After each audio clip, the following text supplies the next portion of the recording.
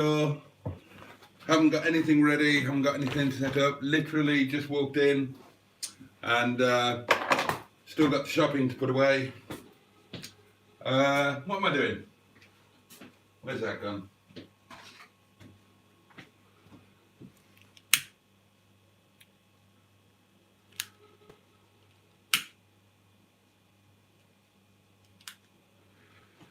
Oh, blimey, hang on. Hang on. Hello.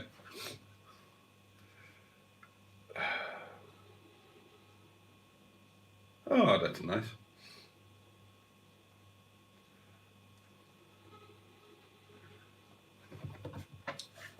Right. Let's log in. Oh, how's that doing? Oh, I'll have a look in a minute.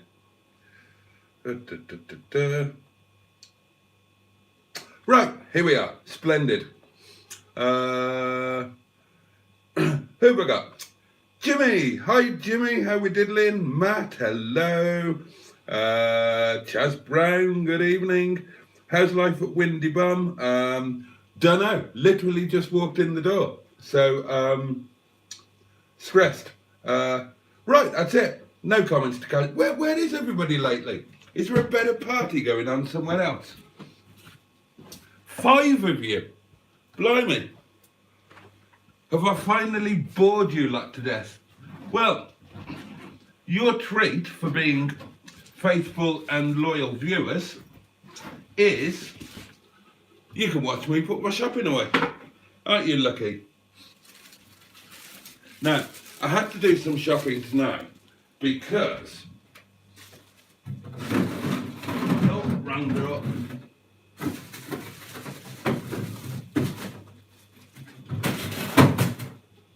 Oh, balls. Totally didn't mean to do that. I had to do some shopping tonight because I shop at, I know it's buffering, you shouldn't be now. You should be okay. I didn't break it. Look, I live in the arse end of buttfuck nowhere. It's amazing I've got any internet at all. Yeah, I shop at Sainsbury's and I collect Nectar points, and if you use the Nectar app, then every week you get money off things that you buy regularly, and or sometimes it's both. You get extra Pingu. Hello, mate. You get extra Pingu. Hello, mate. You get extra nectar points. Extra nectar points. But they only last for the week, and they were all finishing tonight, and there were some good ones in there. So, so I had to, yeah, I get them from eBay as well, Chaz. So yeah, so I had to do some shopping tonight. Like, right now, I think I've mentioned my great toilet roll struggle before. Now, I am an Andrex super double quilted, whatever it's called, man. But, right, that comes in purple packaging, and my bathroom is blue themed. As you would know if you watched a short that I put up of myself in the bath that got about 5,000 views, and then I deleted it. Whereas the Sainsbury's own brand is in the correct shades of blue for my bathroom, and it's cheaper. Double velvet, that's the Andrex one, isn't it? And this is cheaper, it's like £2 for 4 instead of about £3.50 for 4 or whatever it is. But this is not the same kind of bum wiping quality. However, 120 bonus nectar points for buying that. So, what I've settled on doing, my loves, and pay attention because I might ask questions about this later. I'm going to have 2 of these 4-packs on display, but I'll have a hidden stock of the Andrex double velvet, whatever it's called, that I will actually use, unless I have guests, in which case I will deploy this, because I don't want to waste the expensive stuff on a guest's arse.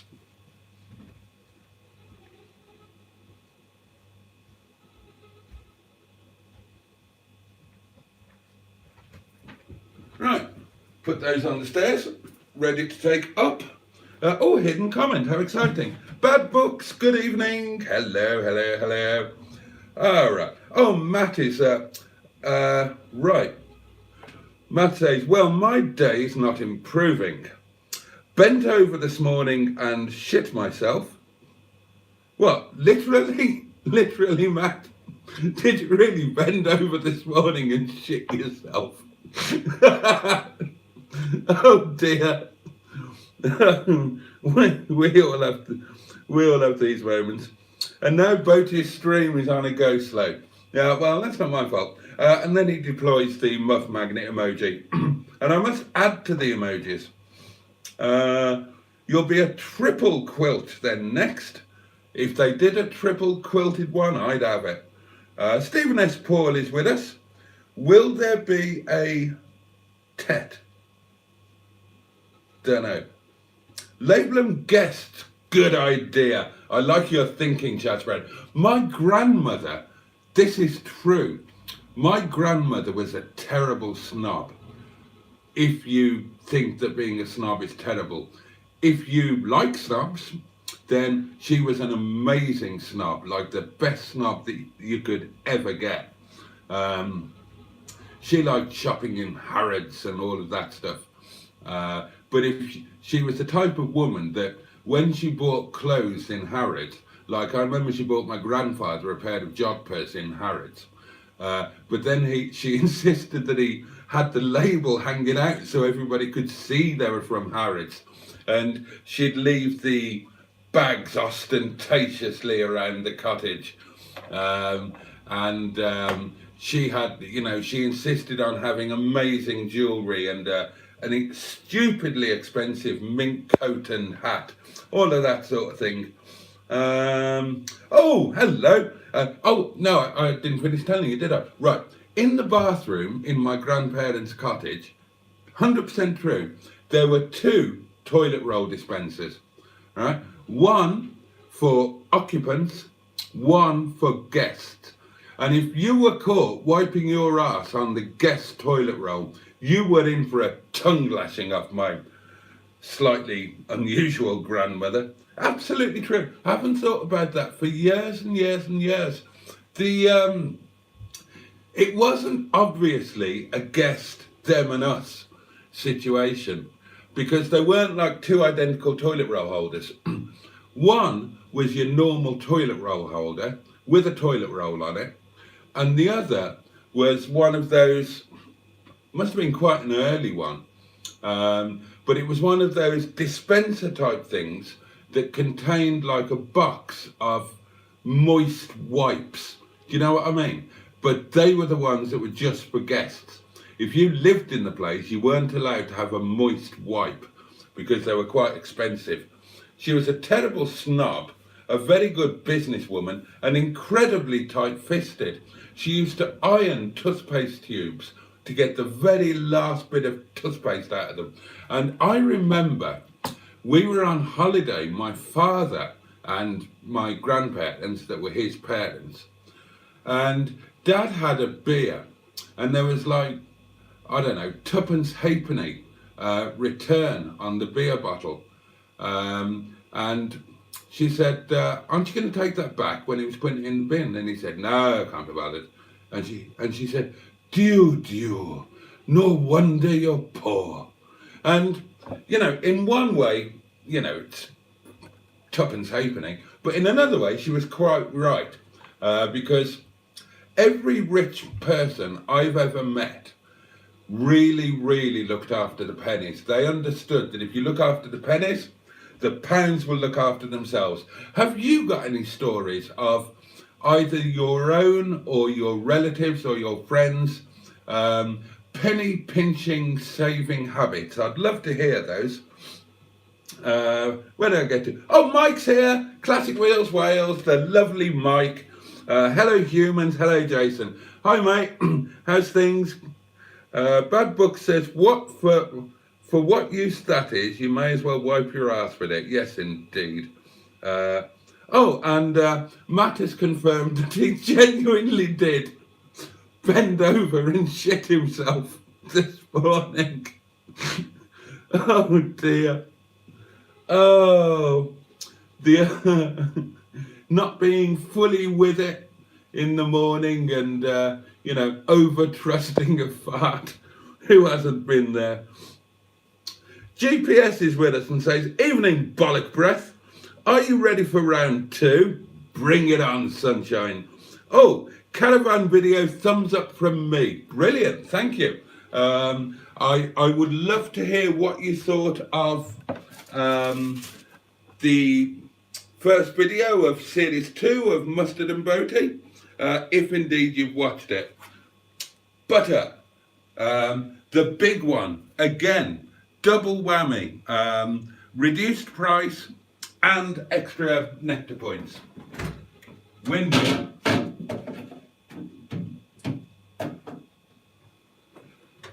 Sorry, some of this is frozen, so I do need to get it away. Green beans, we were talking about those, weren't we? Yeah, we were talking about those last night. Green beans with sausage and mash. Now, lunch news. I didn't have sausage and mash this morning. I had the Mackie D's. And do you know what? It was too much trouble. Having to go right down into town to get it, and the traffic was terrible and every traffic light was red, kind of spoiled it. So I will never do that again. McDonald's will be strictly and only a treat for days out, road trips, etc. I will never buy one here again and have it in the cottage. But there we are. I did enjoy it.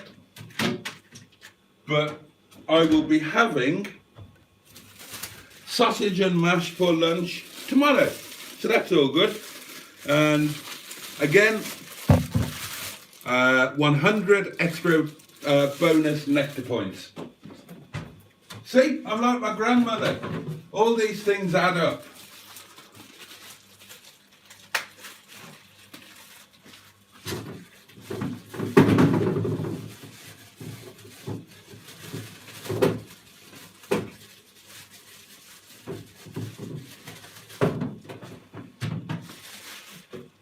Oh, and I do know that you shouldn't keep potatoes in the fridge, but I've got so little that goes in the fridge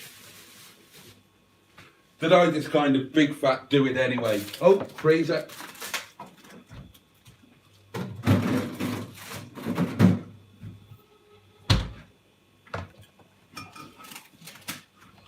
Wine.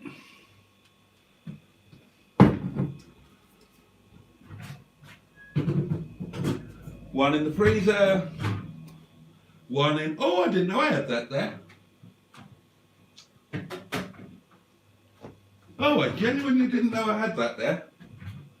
That's a bonus.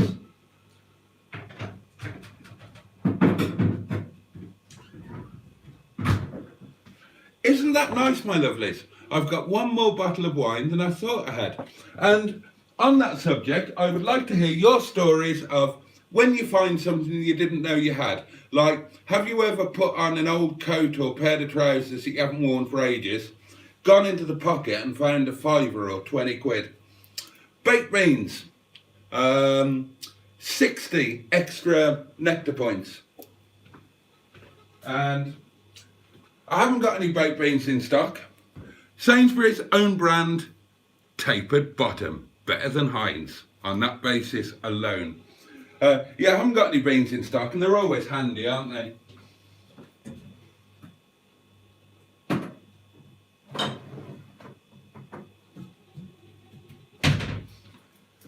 If you've got some bread and some butter and a tin of beans, you've got a bloody good meal, haven't you, really? That can be thrown away.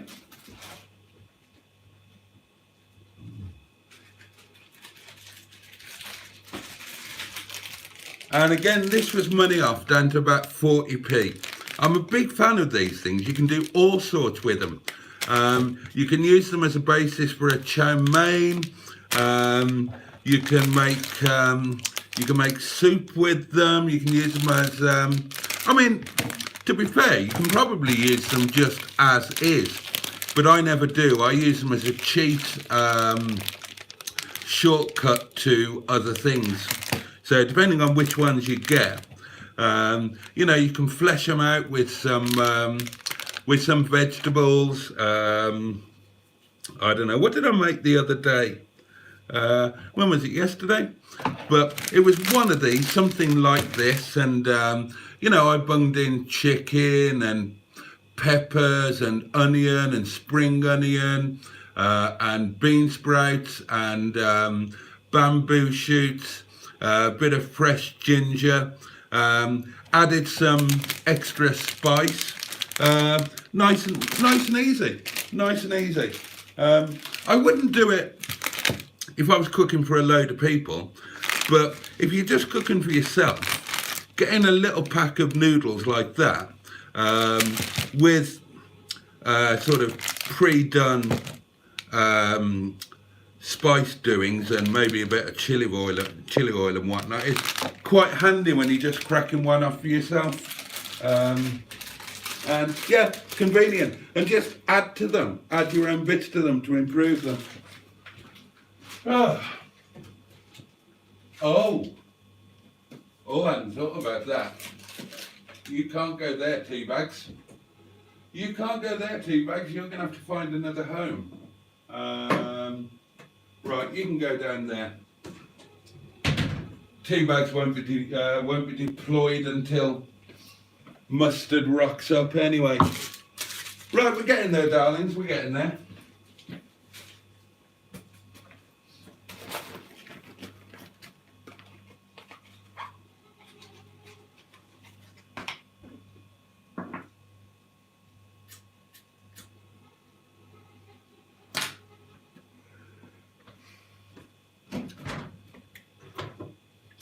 So yeah, sausage and mash for lunch tomorrow. Really looking forward to it. Now, I've kind of got a lot to do during the day tomorrow. So I was talking about going out to a farm shop, wasn't I? And getting really nice sausages and farm potatoes and doing an ultimate job. But don't think I'm going to have time for that. And it's Friday, so I've got to be at work relatively early. So these were on offer at Sainsbury's. Taste the difference. 6 Cumberland sausages, £2.25. Now, the big question is, I've noticed that I've got really fat over this winter. And I've also noticed that my lunches have been creeping up in size. So I need to be cutting down a bit and getting the weight off, getting my beach body. So sausage and mash for lunch tomorrow will be 2 sausages. 2 sausages only. My God, look at the restraint I can show. Now, where did I get to? Evening bollock breast. Yes, I remember that. I think that way, says Chaz Brown. Guest coffee too, best hidden away. Mother like snob, says Roger Boaty. Evening, Roger Boaty. Simone is here and says, evening, Motor Boaty. Good evening to you, Simone, our resident media superstar. Oh dear. Oh, also guest biscuits. Like the Essentials range. Thin type biscuits made with sawdust. Yeah, don't go around to Chaz Brown's house expecting to be treated like royalty. You get the crap biscuits. Lurpak, let me guess, £3.75. No, Chaz Brown, it's the big one, £5.50.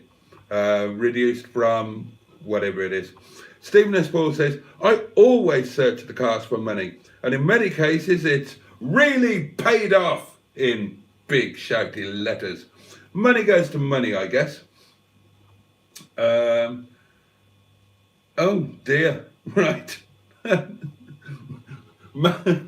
Matt is absolutely determined that we should have the full details of his fouling himself this morning. And says, I blame it on spinal fusion. And I don't know what that is, but it doesn't sound fun. I've never been able to guarantee holding a fart in since I had that done. And now I can't trust farts. Well, we feel your pain, Matt. We really do. Let me know next time you're going to come and drive my cars. I'll put some seat covers on. Is that a bit harsh? Oh dear. It's a good job we can laugh at ourselves, isn't it? Pushing the boat out, aren't you, buying Lurpak? Yes, GPS, yes, I am somewhat, but it was on offer. Although, I must admit, that is one of my little luxuries. I normally buy Lurpak even when it's not on special offer, rather than buying the own brand. That is one of my little extravagances, says a man with 5 cars sitting outside and fuck all in the bank.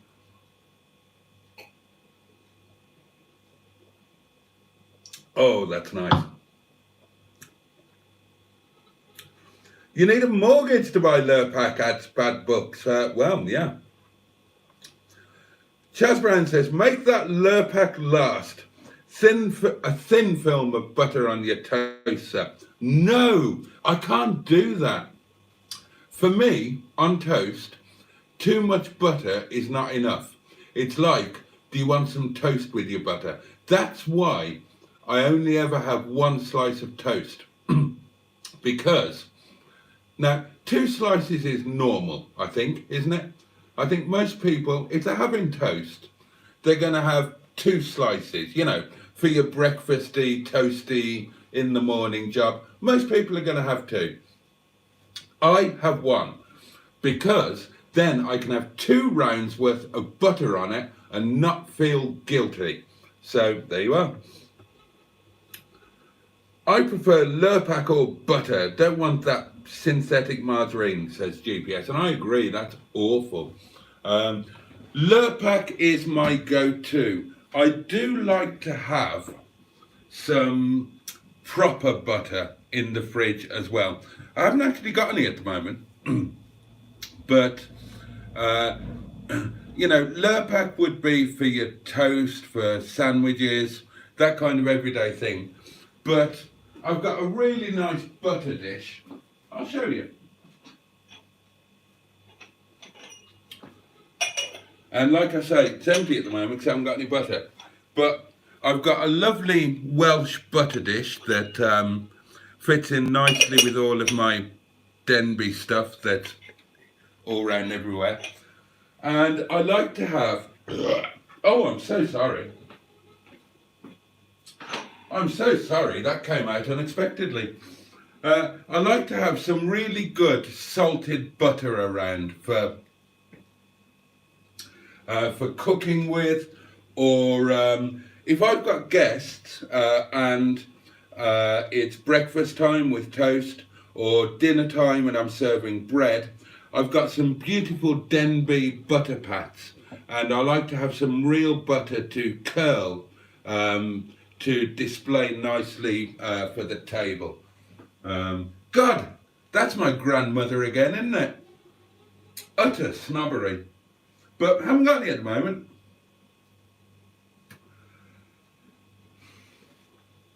Welsh salted butter for choice, but French is also excellent.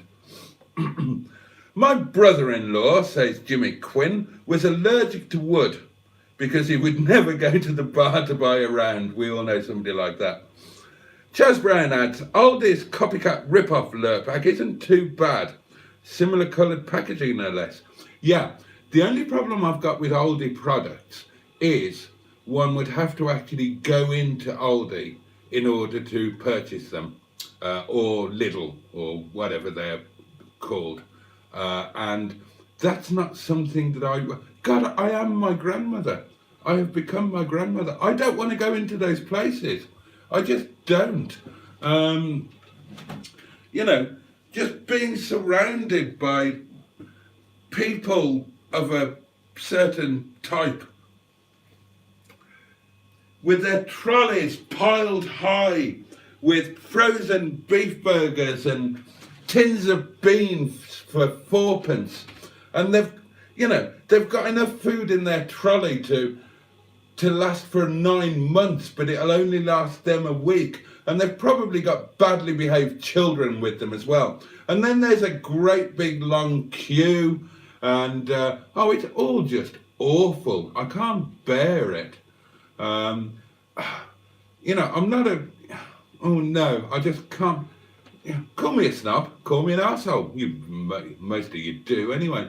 No, can't be doing with it. No, right by the restaurant there is an Aldi or a Lidl, and they get some things from there. And they'll say to me, well, we've had this argument going on years. They'll say, would you mind nipping into Lidl and getting this? And I say, no, absolutely not. And they say, why? Why you not go to Lidl? And I explain that it's not correct for me to do so. And I found a way of explaining it to them. Now, in Nepal, as in many Asian countries,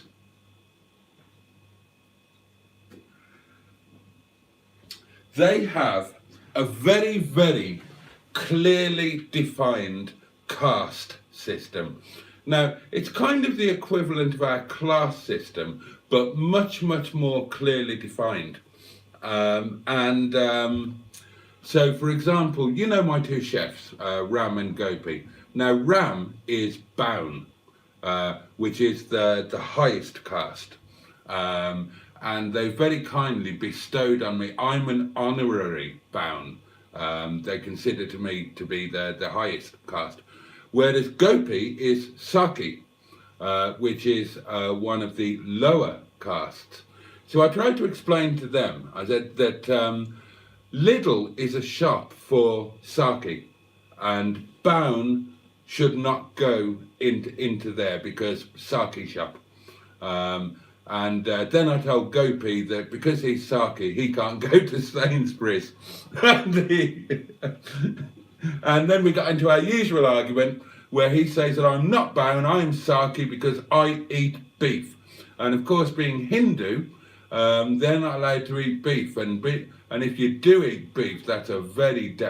or if you eat pork, they're considered... Well, you can't eat beef anyway if you're Hindu. But if you eat pork, which they consider to be a dirty meat, then you are definitely in a lower caste. Baun will not eat pork. And I said, I don't eat pork. I never eat pork. I don't like pork. They say, but you have eaten bacon. And that's true, I have eaten bacon. So they said, you are sake, you cannot be Baun. And I said, but what if I am God? Now, your gods, they're allowed to do all sorts of things. Their gods get drunk, they fornicate. One of them chopped his son's head off. One of them is permanently off his tits on drugs. They've got some amazing gods. So the gods can do what they want. So my argument is that I'm so high up in the Baun register that I'm virtually godlike, and thus I'm allowed to have a bacon butty once a year. Well, anyway, that was interesting, wasn't it? All of that out of one comment about oldest copycat rip-off doings. GPS says the ingredients are very similar, to be honest. I've already checked. Right, so we appear to have a hot debate topic here. Which own brand butters are as good as Lurpak? Now,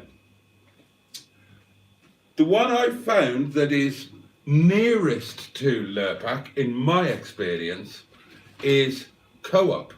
Co-op own brand for me is Jolly. So, hello, somebody's just done something nice. Who's done that? Monkey, mouse, cat. I still don't know what you want me to say that, Mike. Mike's bung me a £5, bless him. Oh, God love you, Mike. You're an absolute superstar. First round's on me when we go out on our boozing session. Yeah, I'll get the first round in. I've got a feeling it could get expensive later on if we've both got our drinking trousers on. Oh, that's nice. Now then. Bloody hell. Oh, okay. Right, well, Jimmy's taking this to a different level. Jimmy Quinn, I found £1,000 I thought I'd spent in my sock drawer. Fucking hell. No wonder he eats like he does, having steak every other day, and the best steak at that. £1,000? I mean, first off, who has £1,000 in their sock drawer? Second off, who has £1,000 in their sock drawer they'd forgotten about or thought they'd spent? Bloody hell. I can't remember the last time I had £1,000. Long time ago. Probably about 30. Oh, well, I suppose, yeah. I suppose I had I had more than £1,000 when not last Monday, the Monday before last, wasn't it? Now, doesn't time fly? When I went down to see the lovely Mike, and Mike, I've got to say thank you again for that car. I'm absolutely head over heels in love with it. It's a belter. And I've got really obsessive now about doing. You know how obsessive I get about everything. So I've been doing a load of research on Freelanders, and this is really pleasing. You know when something happens by accident, but it turns out to be perfect, and you know, just the universe showing a bit of synchronicity.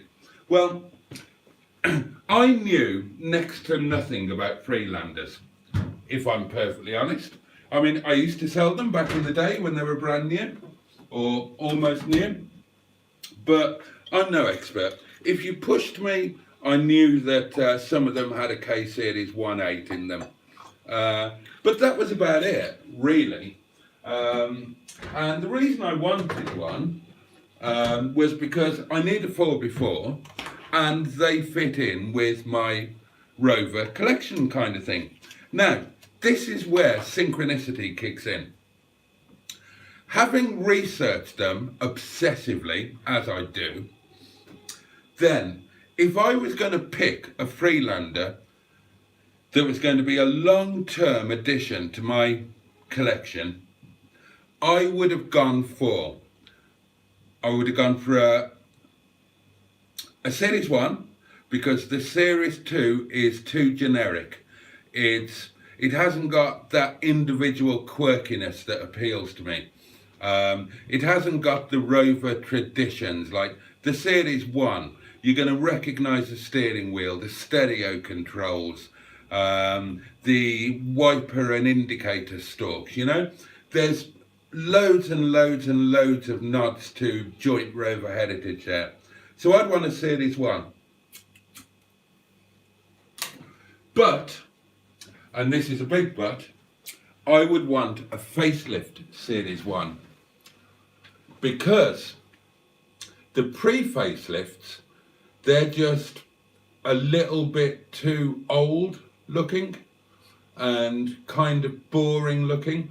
Whereas the facelift Mark 1 that came in, he said, trying to remember his obsessive research, came in, God, when was it? 2004, I think.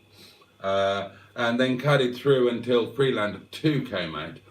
The facelift is quite exciting looking with the restyled Discovery type front end, restyled interior, way better seats.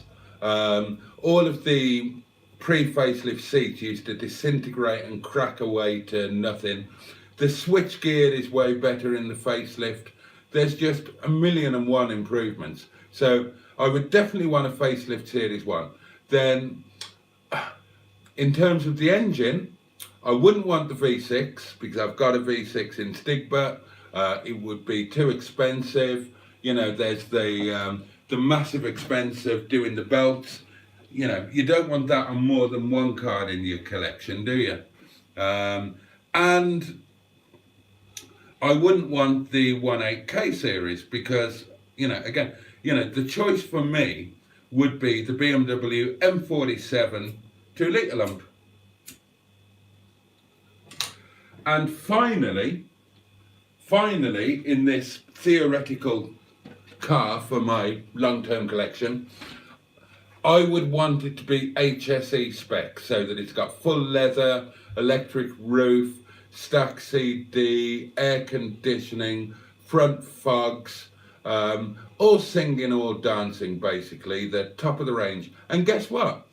Boo is exactly all of those things. So, without realising it, I got the perfect car. And that is in my long-term. That car will go absolutely, well, touch wood. That car will go nowhere. You know, I expect it to break in various ways, as they do, but that is on my list of cars that will,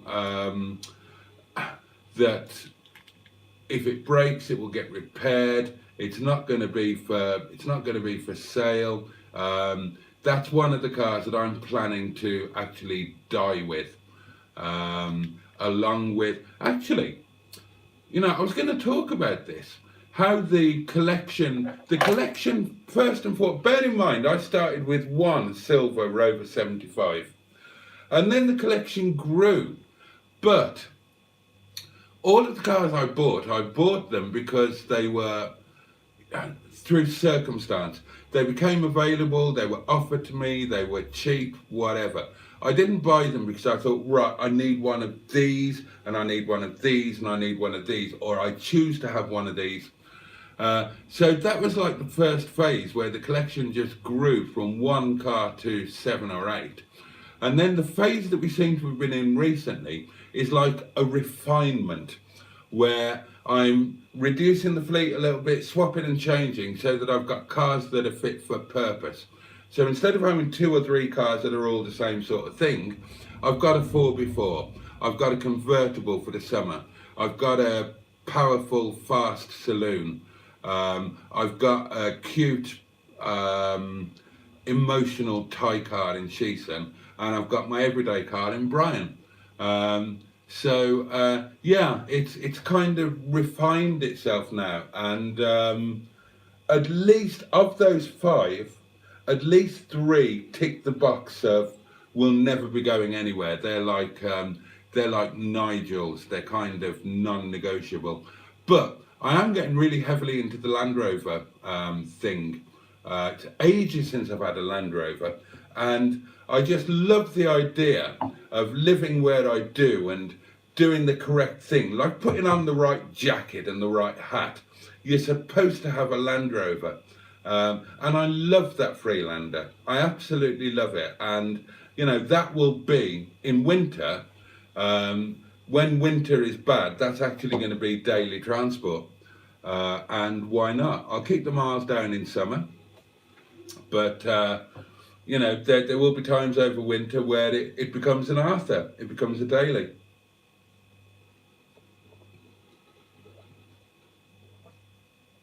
But on my wish list, my dream list, and it's not a stupid dream, it's an aspiration list. They're things that I aspire to. This time next year, on or by the anniversary of buying Boo from the lovely Mike, I've set myself the target of buying a 2004 or 2005 Discovery 3 HSE. I've been salivating over them, and you know, and again, you know, my obsessional thing kicking in. I can't have one Land Rover, I need to have 2 or 3.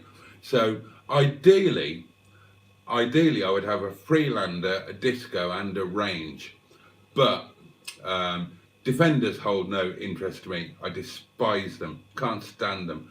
Hateful, horrible things that, if you're my size, try to kill you just when you try and get into them or sit in them. There are lots of sharp things that poke you or try to cut your legs off, and there's no room in them, and they're noisy and they're unrefined and they're bloody awful. But I'd love to have that 3 in the fullness of time. But The next one, one of my aspiration cars for next year is a Discovery 3 HSE, pre-2006. I think Discovery 3 came in late 2004. If you get one that's pre-2006, the plus side is the tax is half the price, road tax that is. The negative is that being the first of them, they're probably really badly screwed together and they'll break. I mean, they break anyway, discos. But what the hell.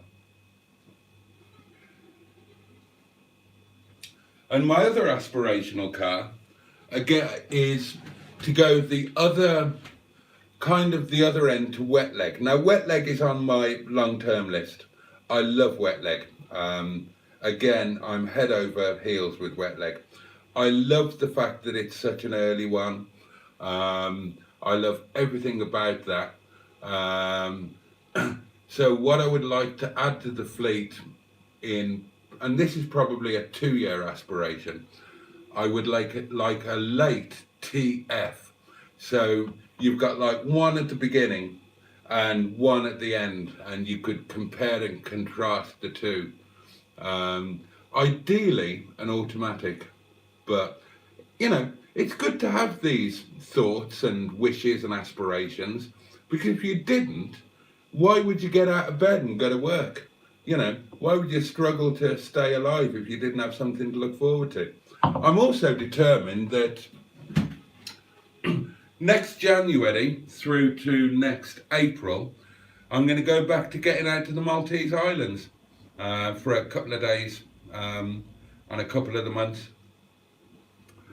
and whiz around the islands in a little Peugeot 107. But it'll be all the more fun this time because I get to take you lot with me. It's so cheap to do, honestly. If you go out to Malta in January, admittedly I haven't done it since the pandemic, but I used to go out every month, January through till April or May, every month for like 2 nights, maybe 3 nights. Now in January, the flights would be $19.99 each way. That's Ryanair, East Midlands to Lua, which there's only one airport in Malta. So you're talking about 40 quid for flights. You're only going for a couple of nights, so and it's only it's a 3.5 hour flight, but it never is on the way there. It's always 3 hours on the way there because you always get prevailing winds. So you don't upgrade your seat or anything. You do it absolutely on the El Cheapo, so that it is literally 40 quid return flights. So you just sit wherever you sit. If it's an empty, you know, if there are empty seats anyway, then as soon as you've taken off, just go and sit wherever the hell you want. They're only bothered about takeoff and landing. Other than that, you can roam free. And then my place of choice to stay. Now, I must say, Malta's gone downhill. Malta's gone downhill. It's all about Gozo now. Malta has largely been spoiled since I started going there. And there are now some areas that are absolute no-go areas. Christ almighty, don't go to Bujiba, fucking hell. But I still choose to stay at the Dolmen Resort Hotel in Aura. Now, Aura, when I first started going to Malta, Aura was just beautiful. Now, really not so much. But I do love the Dolmen, and I know the people there, and I've got lots of friends in Aura. So that would still be my place of choice to base myself, although I wouldn't spend time hanging around there.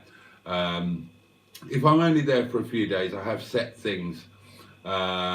You know, I always go to Mdina and have lunch at the Fontanella tea rooms. I'll always head down to Marsashlock and have lunch there at the Three Sisters. I'll spend time, I'll drive the Dingley Cliff Road and I'll spend time at Dingley and the Blue Grotto. And the best day of all is my Gozo day, when I drive to the very north of Malta, to the ferry at Chikawa, over to Gozo, and Emgar is the harbour in Gozo. It's a charming little ferry. It's only about 25 minutes across, and then there are a few things that I'll do. Head over to Marshallthorne normally for morning coffee. Maybe have a look at the Azure window. Isn't there anymore, of course, but still a nice place to visit. And then I always end up at my very, very favourite place, which is, of course, Jlendi Bay. And I have lunch at the St. Patrick's Hotel, right, literally almost in the sea in Jlendi Bay. But the point is, it's so cheap. So 40 quid, your flights.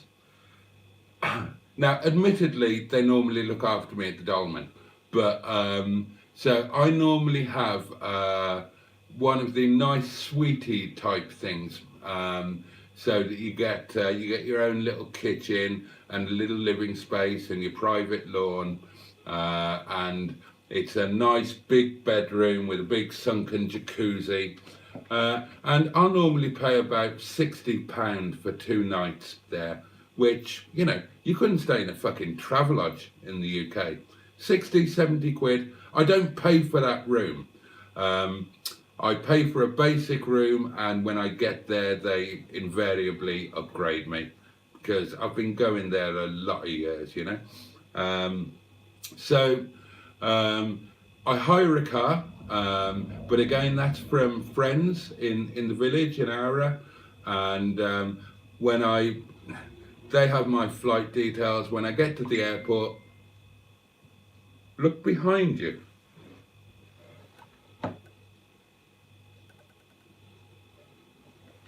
Okay, what am I looking at, Mustard?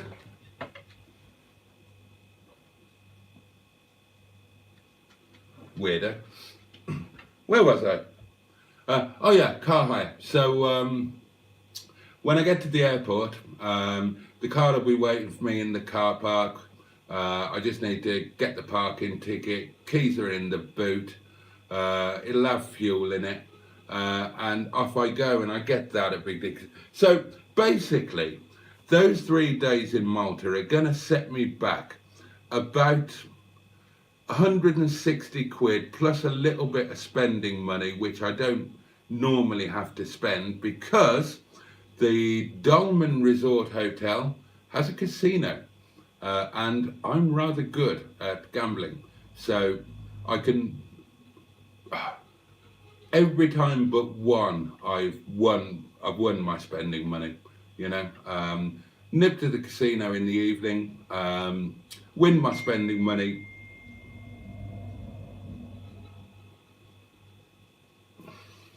Okay, this is weird. Win my spending money, and then go off to Lucy's, my friend Lucy, who's got an amazing Chinese restaurant in Ara, and she's lovely. I've known her forever. We're good friends. So who's ponging me?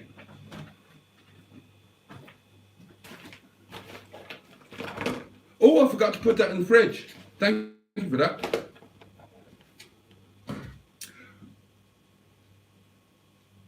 Okay. Hold on.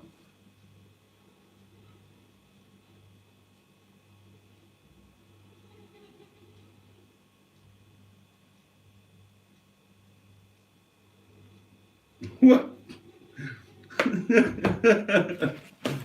I've got to put my chicken in the fridge. Thanks for reminding me. What's going on here, my loves? What's going on here is that Mustard and Mike are on a raving wind-up mission, is what's happening here.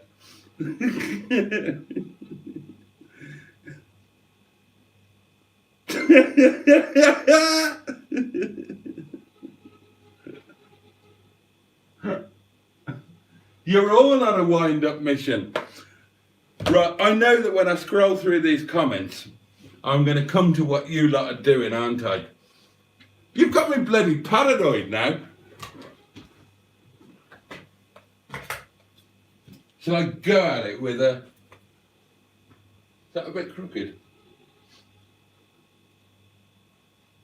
Right, well, I'll stop telling you about Malta and catch up with the comments so I can find out what you're up to. The point I was trying to make is that you can piss off to Malta for about 160 quid for 3 days. And if you smoke like what I do, you'll save more than 160 quid by stocking up on cheapo cigarettes. What's going on?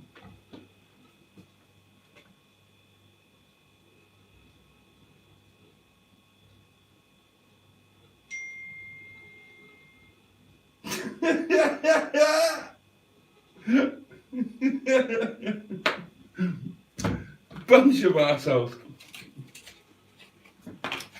Oh, somebody is properly on a mission tonight, aren't you?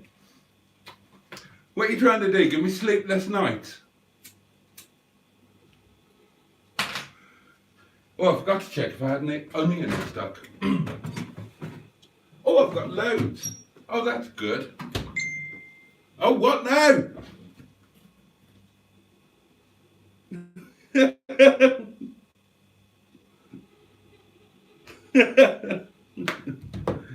Oh dear.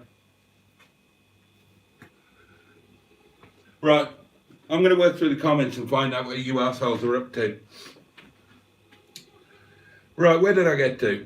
Jimmy Quinn found £1,000 in his sock, in his sock drawer.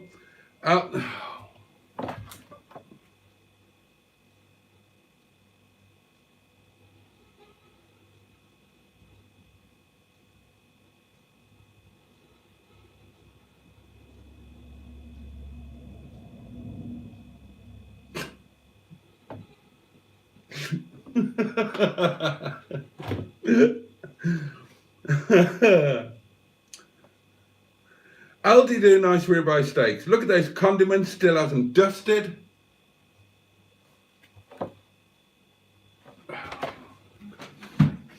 Things you have to do. Oh, actually, who was that? Yeah, you got a point, GPS. 2 seconds.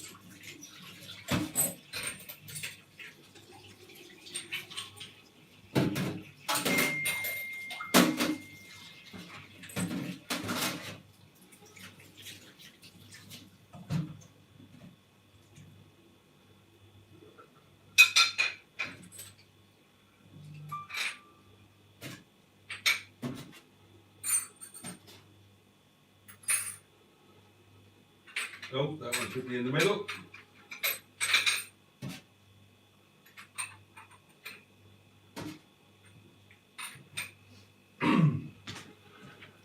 There you go. I wouldn't want to ruin your live stream experience by having dirty condiments. Nice and, oh God above. Where was it? That's about right, I think. There we go. Lovely. Ping, ping.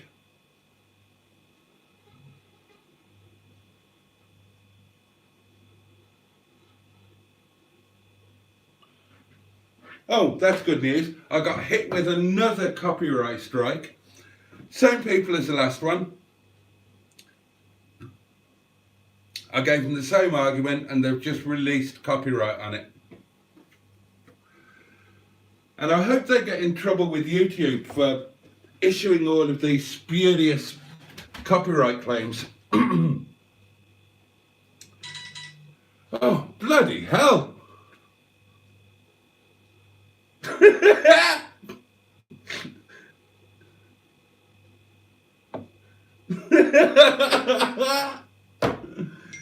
Oh. Oh, you lot are on a pissing mission tonight, aren't you? I'm going to put that on silent in a minute. One of Grandad's friends, says Bad Books, asked how he kept his false teeth so white. He shouted Gran as to how she did it. She replied, Domestos. Pingu talking about season 1, says Pingu Concord, has started better than season 2 did. Eh? Season 1 has started better than season 2 did. That doesn't make sense. We just started season 2. Poor old Roger Boaty got intensively interfered with in this one. Oh dear, Simone's had a crap day today. Tell us about it, Simone. We will sympathise with you. I've noticed, says GPS, you've got man boobs and your belly is pushing them up. Turning you on, is it? Eh? Yeah. Just imagine getting your lips around those bad boys. Oh, what? Oh. Hello, says the Kenjoji. Oh, God. Right, Mustard's here, or he was here. The name's Mustard. Mustard. What? What? Oh, it's, it'll be an oldie Colombian coffee waiting for you, Boaty. Only their best. Excellent. I don't like giving warning about visits, says Matt. I'm a bit like my farts. Butter is made from milk, Boaty. Did you know that? Yeah, I did know that. I make an exception for butter. Mike agrees that it's got to be Lurpak. Pingu has had a 2-hour battle with a rounded off rear brake caliper bolt, but he got it off in the end. No, the table isn't a little dusty, Steve Nesport. I did that. Simone says, I shop in Lidl, you cheeky shit. I'm not made of money. Neither am I. I'm poor, but, you know, there are still standards that one has to maintain. You're acting like a poor snob. Some of the food in Aldi is very good and not all cheap. Well, I am poor. I am a snob, and I don't doubt that some of the food is good. It's just the overall experience that I can't bear. You know, they treat you like scum. It's like, right, you're scum, we will give you cheap food, but we're going to remind you that you're scum. So you have to pay. You have to part with money in order to be allowed to borrow a trolley, for Christ's sake. And then you have to queue like cattle at the checkouts. They whiz your stuff through without any nod to much in the way of pleasantries. It's just not a pleasant experience. And the people that you know, there can be some it's the sort of place where people go shopping in their night dress and dressing gown and slippers. And I'm not about all of that. Sounds more like Asda to me, says Mustard. Well, I don't go to Asda either because the parent company supports the IRA.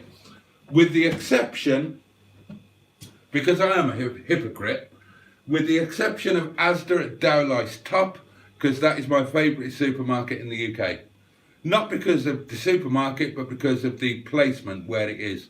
Have any of you ever been to Asda at Dowlais Top? You'd remember it if you had. Mike, have you ever been? You'll know it.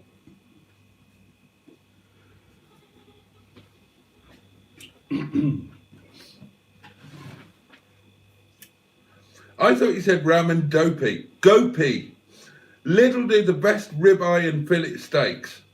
I'm sure they're lovely, Jimmy Quinn. I'm not sure they'll be as good as Chatsworth.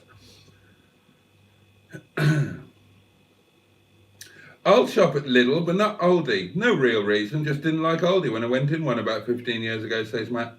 I think Aldi's Norpack is close, but not as good as Lurpak, and that's from Chaz Brown. Liz popped in. Might still be here for all I know.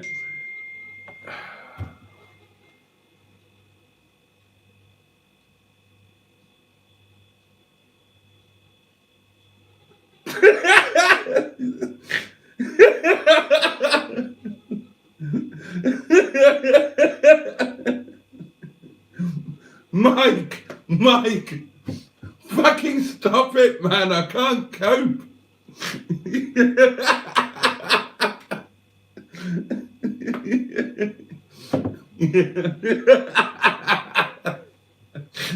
You're a terrible man. Oh my God. Oh dear. Like and subscribe if you like the waffle, says GPS. L series is better, says Mustard. Better than what? Better than the M47? Bollocks, is it? Oh, and Mike agrees with me. No, it's not, Paul. No, it's not. Just because you've got a supercharged L series now with all boy racer doings on it. Yes, it is, Mike. No, it's not, Paul. Oh, God. Right, well, they're having an argument between themselves. Chaz Brown weighs in with, the worst pub I've ever been to was called the Fiddle. It really was a violin. Violin. Oh. Is this an anxiety dream? Is this really happening to me? Yes, it is, Mike. No, Paul. Can I join in? Oh, no, it's not. Paul, no. Yes. Lol. Oh, yes, I did, Matt. Did you see Richard Hammond hit a curb? Hello to Boaty Hammond. Yeah, I saw it in the Facebook group. I think I may pay a visit to Mustard, says Skick. He's only down the road. Well, don't forget the Project Nigel meetup. This Sunday coming, I think. Yeah, this Sunday, not tomorrow or the day after, but Sunday, 10 o'clock, Project Nigel HQ, Kiln Lane, Milne Row, near Rochdale in the north. You can't miss it. They're still arguing about the L series versus M47. Oh God! And now they're hugging it out. Oh fucking hell, Matt! Really? I covered the streetwise in chocolate, caramel, and nougat. It's a Mars rover. God above. Boaty's going to morph, says Stephen S. Paul, into one of those upper echelon horsey types. He'll become a fox hunter next. Mark my words. He already has a subscription to Taylor, for fuck's sake. Right, Mustard is now messaging me to say that the M47 is crap. Right, this live stream is now officially out of hand. It's not. The M47 is a fantastic lump. Chain driven, 100% reliable, apart from the bottom pulley is made of cheese and will disintegrate every half an hour. It's a splendid engine. Oh yeah, and the what's it hoses, they tend to blow a bit as well, don't they? Jack and Ori, says Jimmy Quinn. GPS says, I think he needs to stop drinking that cheap plunk. Well, I will when I become rich. Boaty could get a horse box next, converted for selling Momo. That, Bad Books, is a genius idea. I like that idea very much. It's like listening to an audio of his life story, says GPS. Yeah, pretty much. We'll be watching a slideshow next, adds Jimmy. He's on a roll, he can't stop himself. Yeah, like the man who fell awkwardly upon a buffet. His favourite place is a brothel next to the hotel. No, the brothel is next door to my friend's restaurant. That's not my friend's restaurant anymore. And that's just at the end of Trickel Tourist Street in Ara. And it's a Chinese brothel. Never been there. Wouldn't go. Now, next to the hotel, there's nothing next to the hotel on one side, and there's the casino on the other side, and then there's kind of nothing until you go round the coast, and there's the aquarium. What the hell is this, demands Stephen S. Paul? An infomercial? If you was really good at gambling, says GPS, you wouldn't be poor. Well, I don't gamble these days. That's probably why I'm poor. Has he got Judith Chalmers' job? Is that his Oprah? He never shuts up. He complains, GPS. I think you need a medal, Mustard. Have you seen how much flights and hotels have gone up since COVID and inflation and stuff, says Bad Books? No, mate, I haven't. I haven't even looked. But I obviously will do to see if it's still going to be viable to do my little Malta excursions next year. At this rate, we'll be here until 4 a.m, complained Simone. Hope the chocolate gods forgive me spelling Maltese like that. Now I've got him doing housework. Missed a bit. Is this a new format? Yeah, apparently. I love the live stream, says Mike. Keeps me alive. Yeah, well, it does when you're on the fucking wind-up, doesn't it? Jesus Christ, I'm not going to sleep tonight with what you sent me. Especially that last picture. That was uncalled for. There was no need for that. I'm going to need therapy. Fucking hell, Mike. I'm at least going to need to top my wine up. Sodding hell, I didn't sign up to this. Mustard, how are the views doing on our video? I haven't looked since about 9:30. Is it over 10,000 yet?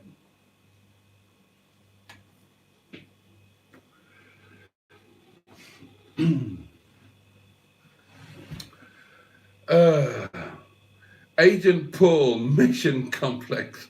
You're a pair of bastards. Oh, right, yeah. Spotty Botty's with us. Oh, Mustard and Mike are patting themselves on the back for...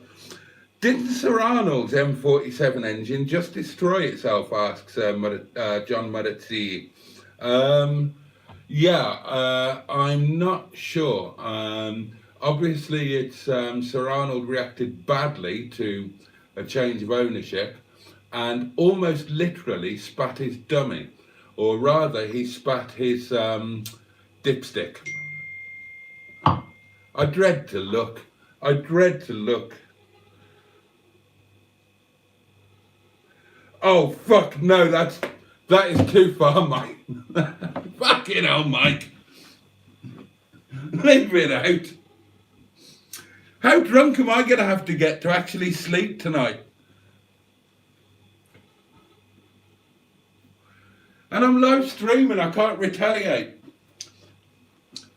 You wait until 2 o'clock, Mike. You wait until 2 o'clock when I'm well and truly pissed. Then I'll start taking my revenge. And you, Mustard. And you, Jimmy Quinn. You just wait. Oh. Yeah, Sir Arnold. Sir Arnold has not been well. BRM, Boaty's roving Momo. Yeah, I love that idea. Sven is with us, late to the party, but hello everyone. Oh, a question from Skip. Has there ever been a woman that you were fixed on but never got? Oh, what an interesting question. Well,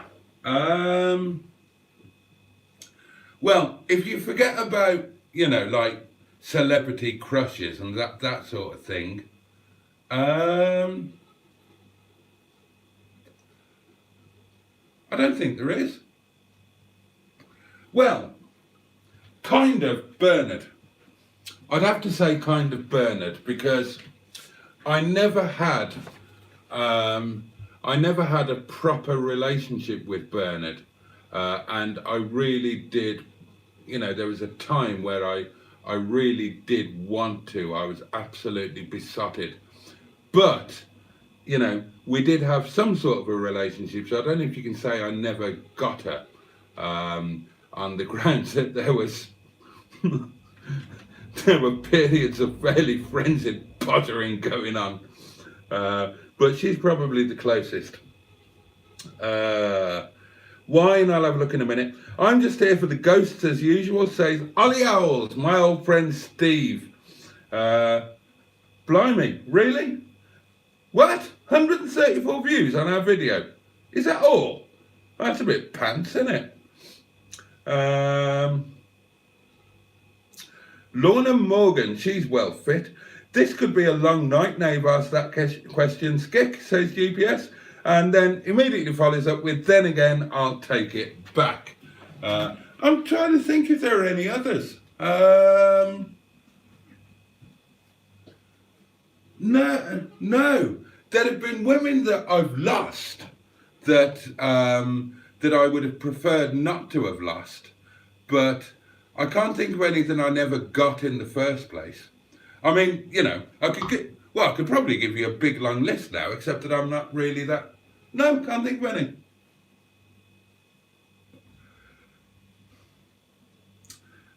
I guess considering that, you know, considering my appalling personality, terrible looks and entire lack of charisma, I've been very lucky in that department.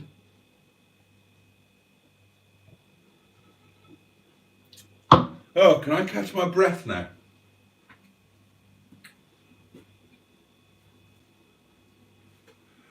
Now, what else did I want to talk to you about?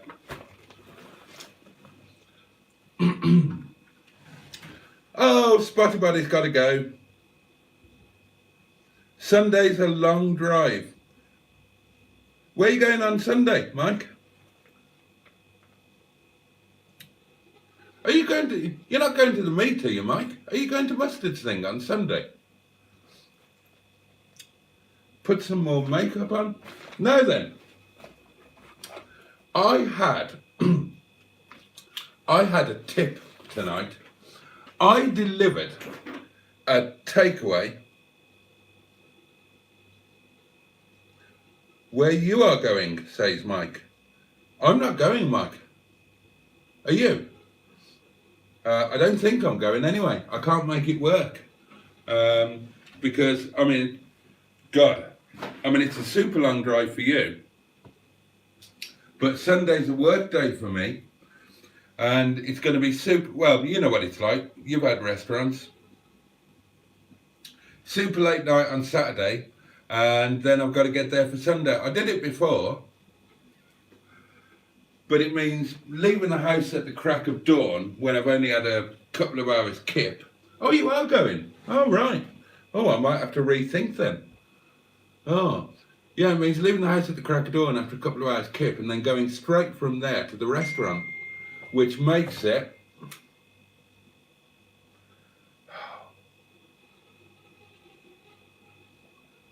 Oh, that one's not so bad. I can cope with that, Mike. That's not a problem. You know, if that appeared in my bedroom, I'd just turn over and go back to sleep. You won't get me with that one. I think Mustard should pick us all up in a minibus. That's your next buy. Hint, hint. Yeah, the Mustard meet. I really want to go, but it means leaving after a couple of hours kip and then going straight from there to the restaurant. Freaking hell. And it makes it a mega... Yeah, that's the one, Mike. You arsehole, you absolute bastard. I'll have to turn up on bloody Sunday now just to sit on your head, you rotten sod. Oh dear, oh dear, oh dear. Anyway, where was I before I was so rudely interrupted? I delivered a takeaway today. Leave dawn's crack alone, Boaty. Well, you know, I try to sleep through dawn's crack on a daily basis. I delivered a takeaway today to my friend Tim, a jolly nice chap, a good customer, and somebody that you will know. I don't know what his eBay name is. He's never told me that I recall.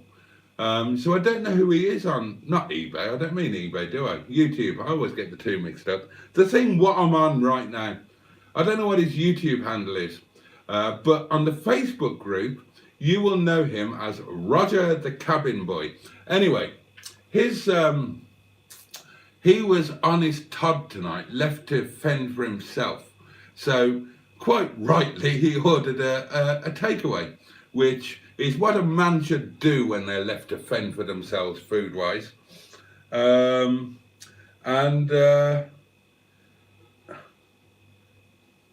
I'll come to that in a second. He gave me a tip, a very, very nice tip. Look what he gave me. Now ignore the sellotape, it's not broken. That was holding on a piece of paper that's his filing system. This is a key and original fob to Tim's old Freelander. And he knew from carefully watching my videos, being a splendid sort of fellow, and not skipping the adverts either. He's the sort of man who leaves that knob well alone, and rightly so. He knew that I wanted a spare fob for Boo, because I've got a spare key, but not a spare fob. So he dug this out of his old filing system and gave it to me. And I'm really, really grateful for it. And the next job, that I have to do then is to find out how to get this key fob plumbed in to Boo. And I, of course, is that a PVC keyring? It's not a keyring at all, GPS. It's a key, which is obviously defunct, and it is a fob, which is not defunct, which will become Boo's spare fob. But I need to find out how to program it to the car. Haven't got a clue. I assume it has to be programmed into the ECU, and I'm wondering if my clever box of tricks, product placement, will be able to do that. So that's on the list of things to play with tomorrow. Oh, mustard's off. Oh, look at the time. We're all going to be off in a minute. I can't cope with much more of this. So yeah, I'm going to find out if my clever thing will be able to plumb in this fob to Boo the Freelander. So that will be interesting. And it will also be interesting because I heard from the lovely guys at DMGRS LGBTQ Plus today, the discount MG Rover spare DMGRS. I heard from the lovely guys at DMGRS today. I contacted them. Obviously, oh, thank you, Steve. Your King Boland vid was great, by the way. There's going to be more to come. I haven't scratched the surface of that thing yet, mate. So there are going to be more to come, including, hopefully tomorrow, or certainly over the weekend, trying to see if it will do this. But the other thing is, yeah, DMGRS. Obviously, Brian needs his Brian control unit sorting. And one of you lovely people, I'm sorry, I can't remember who it was, but but one of you commented that DMGRS sell the new units for 70 quid. So, you know, don't ask about, just put a new one on. Oh, got a sort of buffet for Liz, for 6, says Liz. Good night all.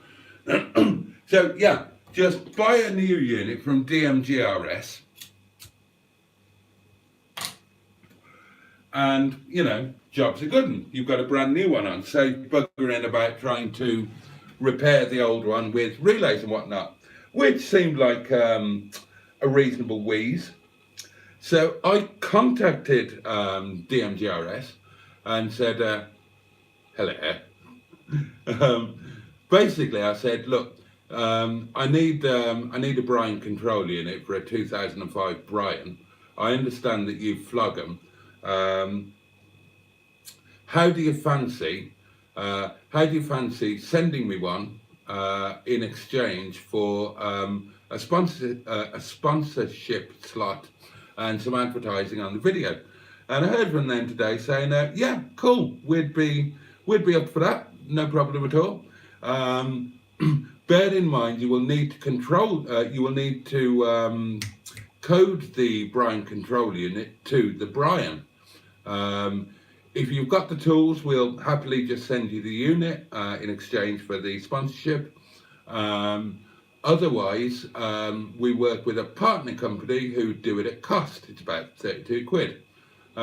So when I try to program this fob using my King Boland doings to Boo, I can also, that will give me an idea if I will be able to program the Brian control unit to Brian, or whether I need to avail myself of their partner company. I'm not going, I'm listening to him waffle, says GPS. I'm hardcore. I stay till the end. Everybody else is buggered off, and who can blame them? Who can blame them? But look on the bright side, darlings. This is the last time you will have to suffer me until Monday. And, spoiler alert, potential spoiler alert. Now, I don't know if this is guaranteed yet.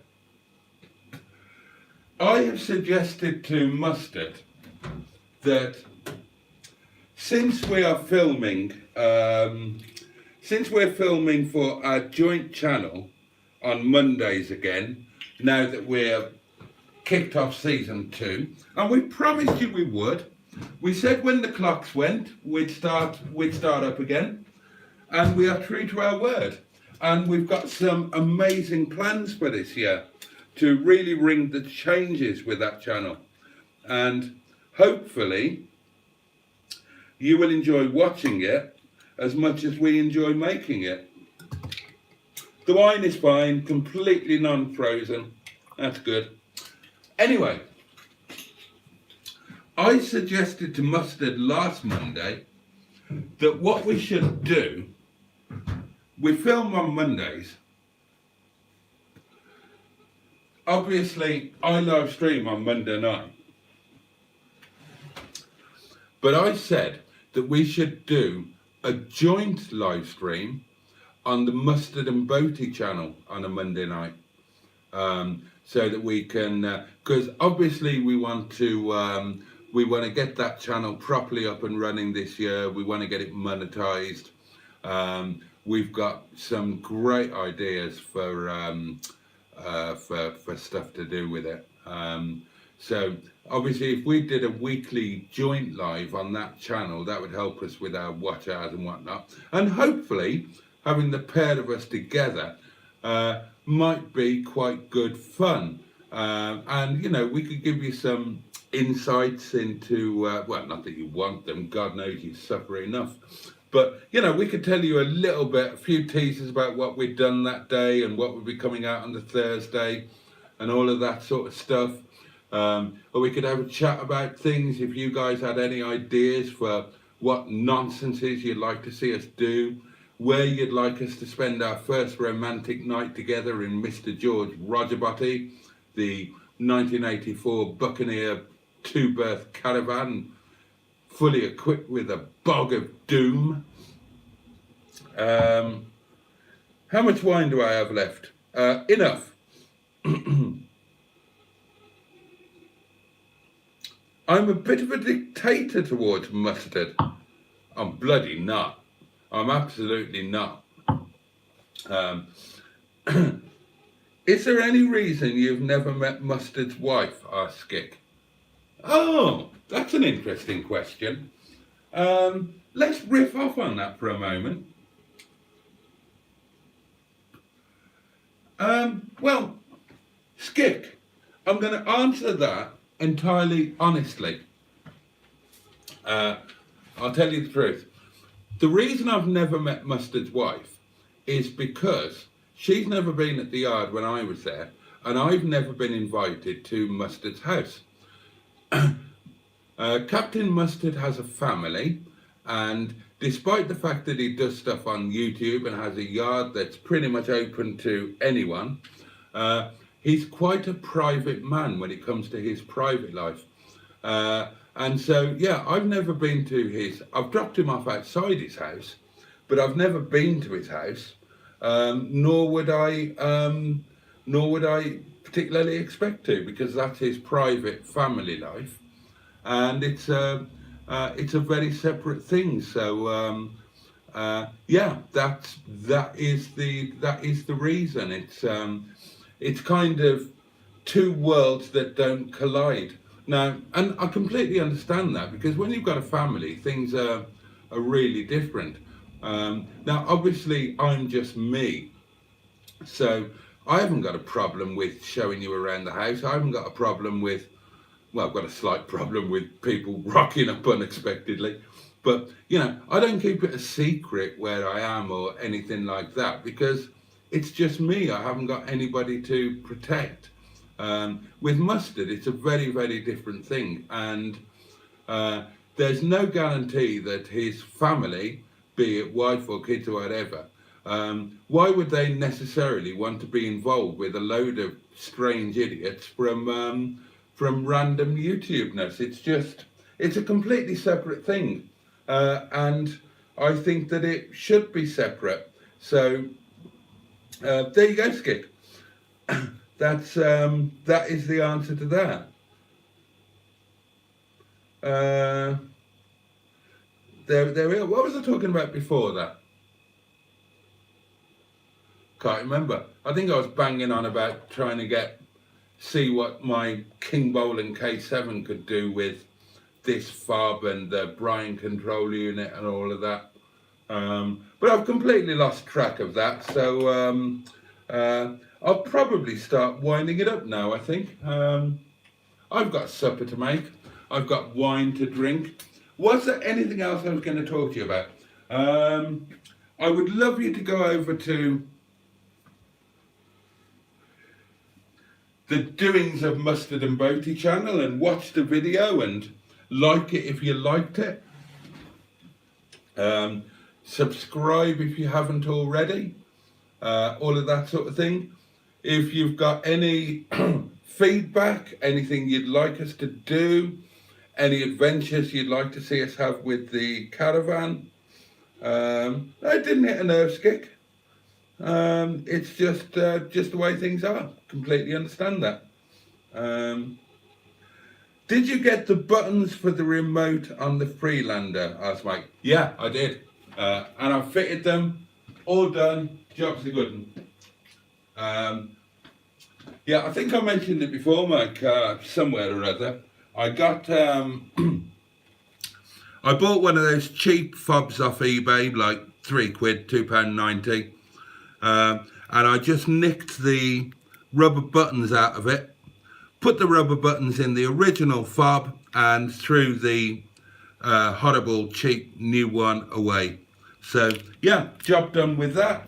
And Mike, do you know how to program these to the car? A completely new fob. I assume that you need some clever computer thing. Maybe my thing will do it.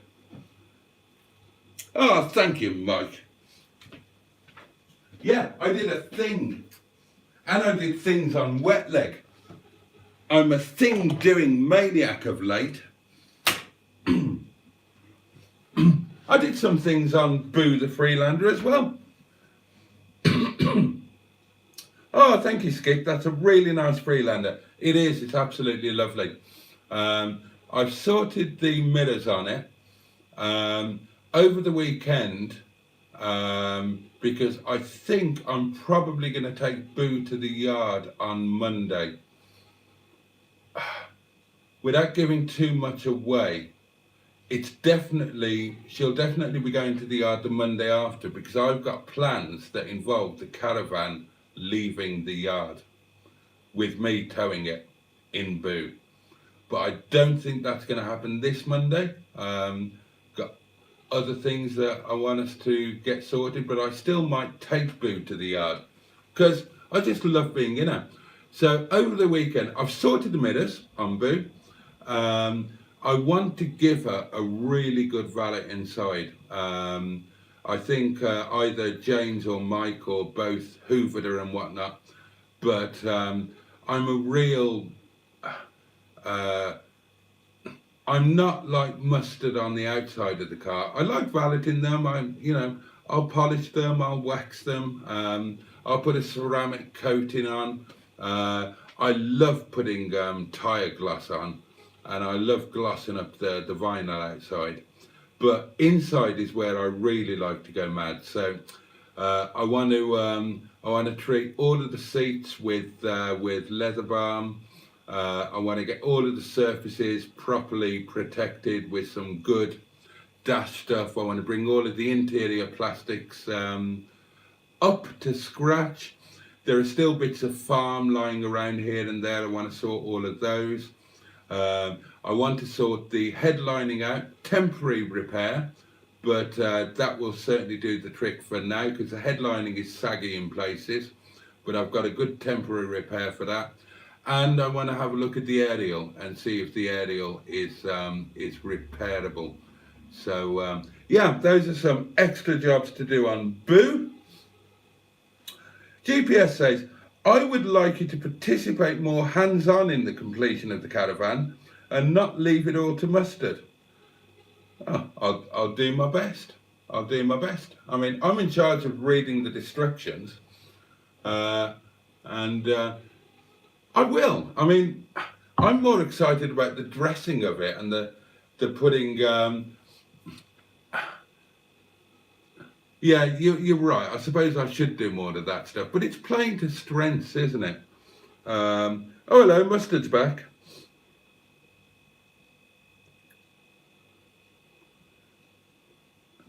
Did Mustard actually put those fob buttons in? No, I did it, Steve Nespel. Yeah, it's playing to strengths, and Mustard is better at that sort of thing. So it's going to get done better, and it's going to get done quicker. But I'm a brilliant inferior designer. So once we've got the caravan fully working, it's going to need crockery, it's going to need cutlery, it's going to need cooking stuff, it's going to need all of that, it's going to need bedding. That's where I'm going to properly go mad and really enjoy myself. Because, you know, it's not going to be too far away now that it's not going to be Istanbul. No, no, no, no, no. It's going to be the caravan being towed to the top of Blackstone Edge, and we make lunch in the, well, I make lunch in the caravan, and we eat it in the caravan, and then hopefully we tow the caravan back all in one piece. That's going to be coming up. It's already got night lights, says Underscore. It has indeed. It's got electricity, it's got gas. You know, we've got one of the gas things working. Does anybody know why the heater isn't working, the fan heater, and why the fridge isn't working? We need to come up with a plan for Monday. We need somebody who knows how these things work to come and help us. Or I need to do some research in the meantime. Join a classic caravan group and ask them what we should be doing. Maybe that's what we should do, Mustard. We should join some caravan groups and say, hello, we're two old farts that definitely aren't gay at all, and we're going to spend the rest of our lives together in a 1984 two-berth caravan. We don't know anything about caravanning. We don't know how to make it work. Please watch this video and tell us what we need to do. And that way, we might get told how to get things working, and we get views on the video. So it's going to be win-win, isn't it? Yeah, exactly, Matt. I will compliment you on the video you did before. It was very good, Mustard, says GPS. Oh, right. Okay. Compliment me. It's my live stream. Compliment him on his.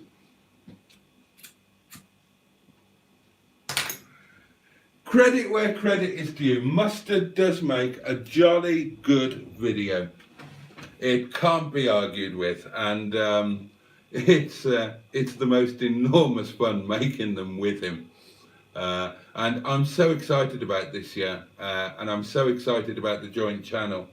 And oh, I'll have a look at the gas on Sunday if you want, says Bad Books. Yeah, I'll take you up on that. Well, assuming that you actually know what you're doing. If you're just going to look at it and say, no, I've never had a caravan either, then that probably won't help much. But yeah, of course, there's going to be a load of people about. I'm going to have to come on Sunday, aren't I? fucking hell, I'm going to have to get my ass out of bed at some ridiculous hour of the morning, pack my picnic hamper, Mike's going to be there, you guys are all going to be there, I'm going to have to come. That's all there is to it. Which car shall I bring? And then I'm going to have to go back on Monday. Oh, that's going to be a killer, isn't it? I think I'm going to have to do it. Maybe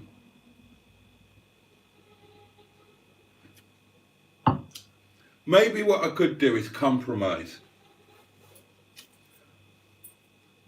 Could be a good shout, Mike. Apparently it's going to be a nice day. So, yeah, Wetleg might be a good shout. What I could do maybe is compromise. Get my ass out of bed. Get to the yard for 10 o'clock or before. God, that's going to be fun. And then, as I understand it, you're having a meet and mingle at the yard, and then you're buggering off for a drive. Well,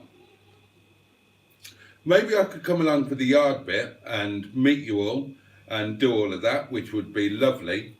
And maybe then when you go off for the drive, I could just sod off home. And that way I wouldn't have to go straight to the restaurant. If you're all going off for the drive at like 12 or something, and I go home, then I could be home for 2 o'clock. And that give me a couple of hours to chill out before I have to leave at 4 for the restaurant. And that would make the day quite viable. Have Monday off. Well, Monday is my day off, Bad Books. Monday is my day off, but because it's my day off, it's not a day off because that's my day for going to the yard, and that is now our filming day, now that we're back into the swing of the doings of Mustard and Boaty.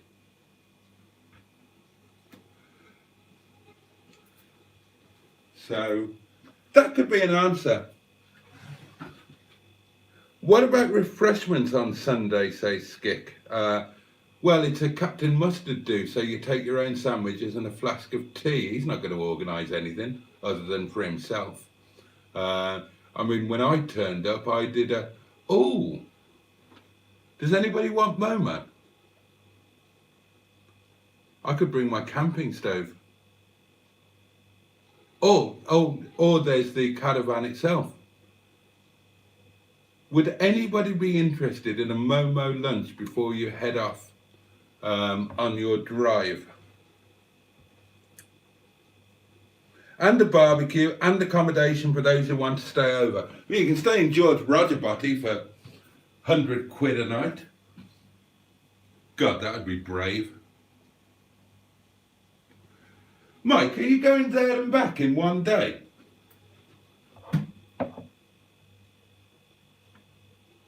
You can't be doing all of that in one day. Well, you could, I suppose. I mean, we did it the other Monday, didn't we? But bloody hell, makes for a long day, mate.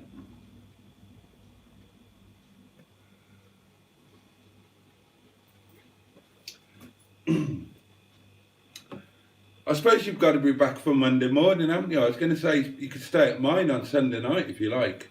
Break it up. Although, of course, I've got to head off back to Mustard's on Monday morning.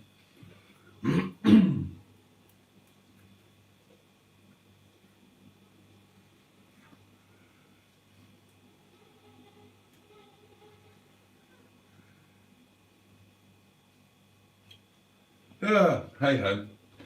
But, yeah. Yeah, I think Sunday might have to happen. I just won't do the drive bit. I can get there for 10 o'clock. You know, just get up at 7. Oh, God. Go to bed at 4, pissed. Get up at 7. Drive to the north. Oh, you need to be back for 6. Okay, mate. You'll be knackered, Boaty. Yeah, bloody will. Stephen S. Paul can't make it. Too much landmass and sea. The tolls would be a bitch. Yeah, well, I think you can be excused, can't you? Refreshments, I think you take sandwiches.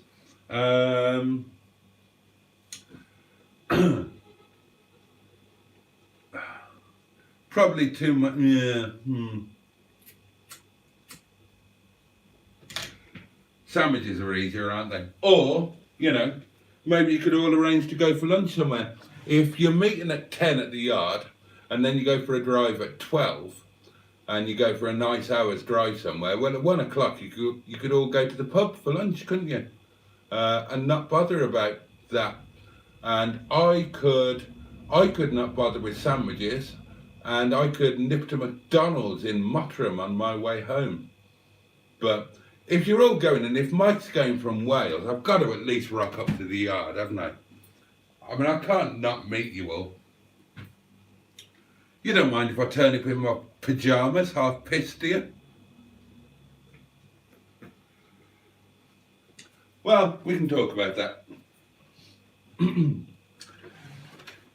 GPS can't make it. That's a shame. Oh, and Mustard says, my girls do talk about Boaty quite a lot. Do they really? God, do they? Have they seen a video then? Bloody hell. Who's that mad fat bloke? Don't you dare ever bring him to the house, Dad. He's weird. He's a right weirdo.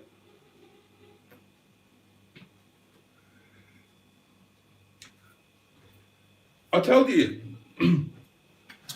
you should drag him here, and we'll take him to Gulliver's. I'll blag free tickets off Boo. I was chatting to Boo again today. We seem to be almost on speaking terms, as long as speaking actually only means sending messages.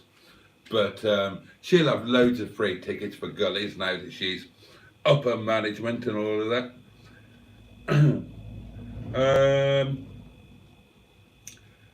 I was tempted to drive up, says Matt, but haven't had a chance to get the car looked over. Oh, just take a chance. Join the AA. It'll be fine. Sore point, but I want to know, have you had any more morning sadness? After my moist emotional day. No, not overt like that. Not an overt day where it was, trying to think now. No, not really. It was just one of those, totting up things. At the moment, the weather's turning. I've got really exciting stuff with Mustard going on. I'm tired a lot of the time because I'm just doing stuff all the time and there isn't time to do everything I want to do, and it's quite tiring chasing your tail, but I'm just feeling incredibly positive and optimistic about stuff at the moment. And mornings are kind of a joy, and I know that the tide is turning. Some of you who suffer from, they call it SADS now, seasonal affective disorder, whatever it is. It's just a normal thing. You get a bit down and glum in the winter, you go into like hibernation mode. And I know that the tide is turning now because, with the exception of one morning where my body just took over, totally took over because I was so tired. With the exception of that morning, I'm not able to sleep in at the moment. And I'm trying to because I need the rest, but I'm just not able to do it. Instead of waking up at whatever time and wanting to stay in bed, my body's waking up at like 8 o'clock and saying, get out of bed, it's spring, it's amazing. The daffodils are out, you can do stuff, you can play with your cars. And I'm having an argument with my body at the moment where I'm saying, no, fuck off. I didn't get into bed until 3 o'clock and I don't want to get out of it until 10 o'clock, thank you very much. I don't want to get up at 8 o'clock or 8:30. My body's saying, but yeah, it's spring now, get up. Go out, do stuff. And I'm saying, I don't want to. And I'm trying to kind of roll over and go back to sleep. And my body just won't let me do it. So, after one or more days of this, I'm just going to accept, right, we're into summer mode now. And I'm going to start getting my ass out of bed before 9 o'clock in the morning. Which will be good because I can be more productive. But I am going to have to be sensible and get to bed correspondingly earlier. But you know me, I'm no good at being sensible. That's not going to happen. So what will happen is that I'll start going to bed earlier when my body makes me start going to bed earlier, because I've been burning the candle at both ends and I'm just too knackered to keep on doing it. Right, apparently I'm not allowed to have McDonald's.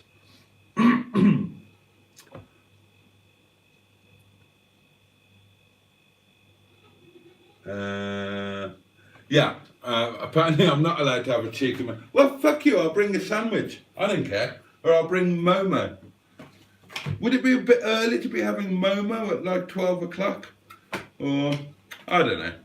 I don't know. That doesn't matter, does it? The important thing is being there.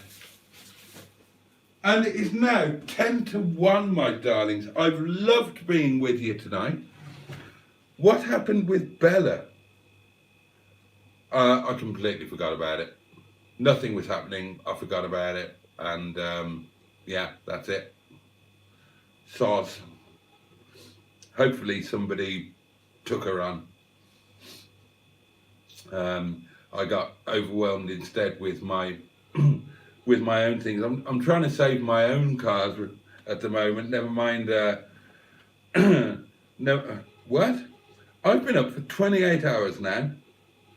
I haven't been to sleep yet because one of my gaming servers went down last night at 4 a.m. It serves you right for gaming at 4 a.m. And I had to fix it. It was 8 a.m. by the time I sorted it out. Oh, Mike's off. We should all be off. Let's all go to bed, darling. I'm going to have some supper first and a little bit more wine, because wine is good for you, isn't it? Sausage and mash to look forward to tomorrow. So, yeah, thank you so much for being here, everybody. It's been lovely. I've enjoyed it. Hopefully, I will be seeing some of you on Sunday.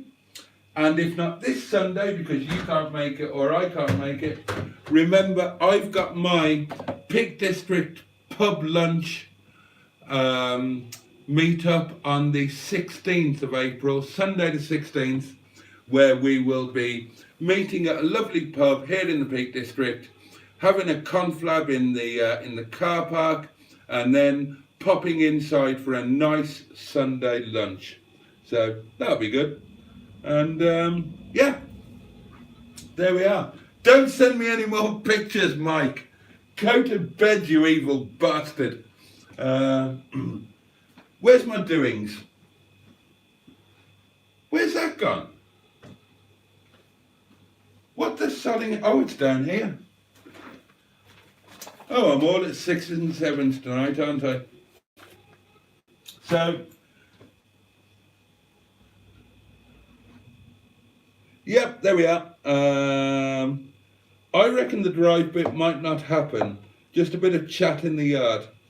Also, I want everyone singing, another piece of carpet, whoa, another piece of carpet, whoa, another piece of carpet. Whoa. Well, if we're going to do that, Mustard, you know what I want, don't you? You know what I want people singing? Hey, all together now.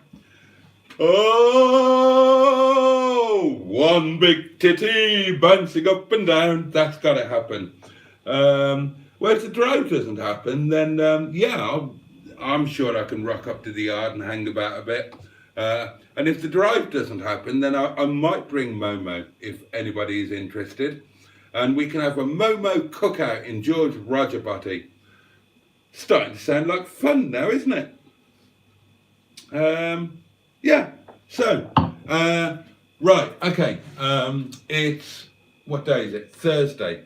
So Friday night is Mustard's live stream, I think. Mustard, are you doing one tomorrow? You are, aren't you? 10 o'clock? Quick, answer me. Type, live stream tomorrow, 10 o'clock.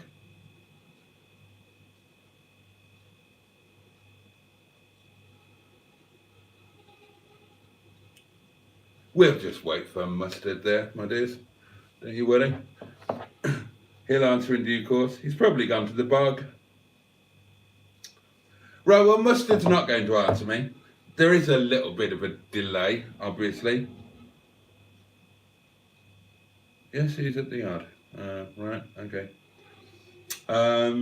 There is a bit of a delay, but Mustard's not going to answer. So let's assume that Mustard is doing a live stream tomorrow at 10, which I will join at probably around 11:30 if he's... Hello. Thanks, Mike. Yeah, so Mustard's live stream tomorrow, 10 o'clock. Do join that. I'll be there from about 11:30, assuming he's still going and doesn't give up the ghost like he did the other night. And we can carry on, you or we or whatever can carry on talking about Sunday there. Or, of course, we can carry on the conversation in various Facebook groups. My group, of course, being Boaty's World. Just search for Boaty's World on Facebook. It's great-ish, you know, if your standards aren't too high. Yeah, look forward to seeing some of you on Sunday, if it happens. If not, hopefully see some of you on Sunday the 16th of next month for my meetup. And either way, I will catch you on Mustard's live stream tomorrow, various other places, and then Monday it will either be me on my own at the normal time, 11 o'clock Monday night, or it'll be a Mustard and Boaty live with both of us at 11 o'clock. But I'll let you know in the Facebook groups and on YouTube. So, go to bed, you people. We're all knackered. And I will, Jesus Christ, I've just opened my photo album to play you out. And of course I've been hit by all of those photos from Mike, haven't I? Because my WhatsApp photos save themselves to my photo album, and I didn't need to see that. God above. Oh dear. Right, hang on. Oh no! Jesus Christ! Oh fucking hell!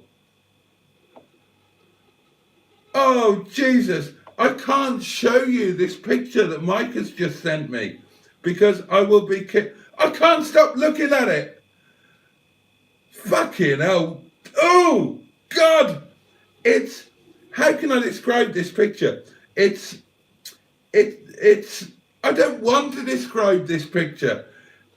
It's an ethnic lady, a very, very large ethnic lady, with her legs akimbo, and she's all naked, and yeah, well, they're right, Mustard, I do have moves. Oh God, make that go away. Oh, I'm traumatized. Nobody should be put through what I've been put through tonight. Mike, you want locking up, you do. Fucking outrageous. God. If I get broken into, or if I die or something tonight and people look through my phone, they're going to think I'm the worst sort of stalking pervert. Note to self, delete those before you go to bed. Right, here we go. Oh, no, we don't. I've got to turn the... right. Oh, thank God for that.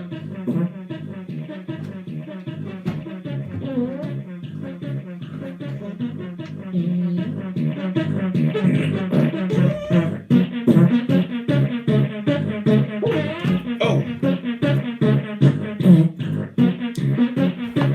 I need therapy.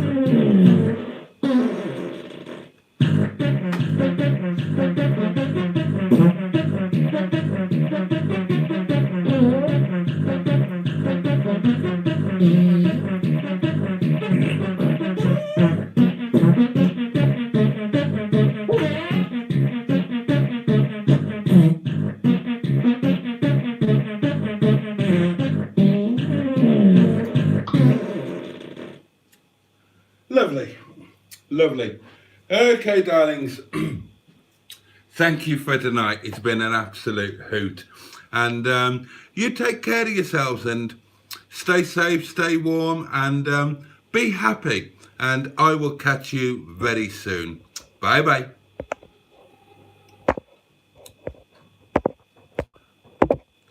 I thought I'd got the hang of this.